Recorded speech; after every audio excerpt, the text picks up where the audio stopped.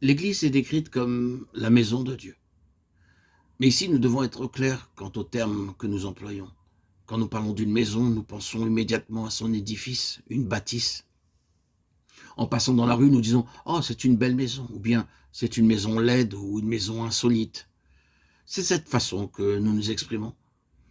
Il est nécessaire de saisir que ce n'est pas la pleine signification du mot tel qu'il est employé dans l'expression « la maison de Dieu ». Nous serions plus proches de la vérité si nous changeons l'expression en les habitants d'une même maison, car là est réellement la pensée. Ce mot inclut 3 idées. Premièrement, la structure, l'édifice de Dieu. Deuxièmement, le contenu de la maison, ce qui s'y trouve. Troisièmement, l'arrangement ou l'ordre de la maison, comment le contenu est mis en valeur et déployé, la place de chaque chose, la position de chacun et ainsi de suite. Bien entendu, à ceci se trouve étroitement associée l'idée de gouvernement.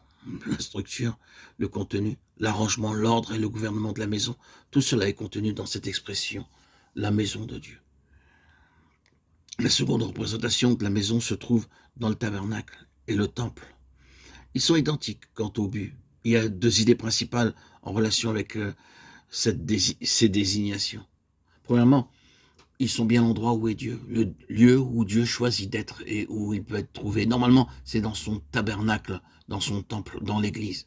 L'église est supposée être, elle est en vue d'être l'endroit où l'on trouvera Dieu, où Dieu est présent. Il ne s'agit pas d'un édifice, mais du peuple de Dieu. Il se choisit un endroit pour lui-même. Combien sont nombreuses les illustrations se rapportant à cela dans l'Ancien Testament, psaume 132, 13, 14. Son propre fils déclara, car là où 2 ou 3 sont assemblés en mon nom, je suis là au milieu d'eux. Matthieu 18, 20.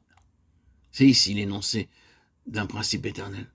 Dieu a fait le choix de s'établir ou de se localiser. Il choisit d'être en un certain endroit, et c'est là que vous le trouvez. Combien nous aspirons à nous étendre sur cela.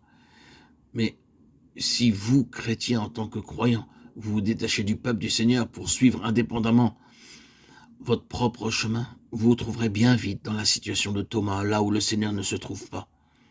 Et comme Thomas, vous ne trouverez pas le Seigneur, à moins que vous ne reveniez parmi les autres disciples. Dieu a choisi son temple spirituel comme le lieu où il nous rencontrera, et le seul endroit où il peut être trouvé. Ce lieu conforme à ce qu'il doit être selon la pensée divine, est aussi le lieu où il parle.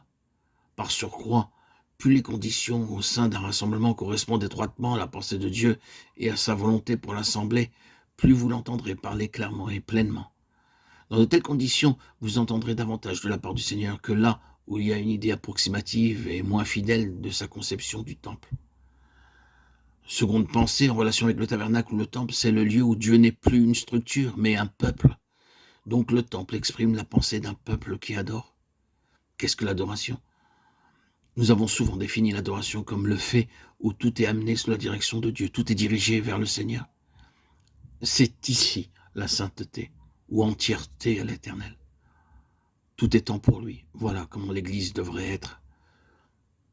C'est la pensée de Dieu.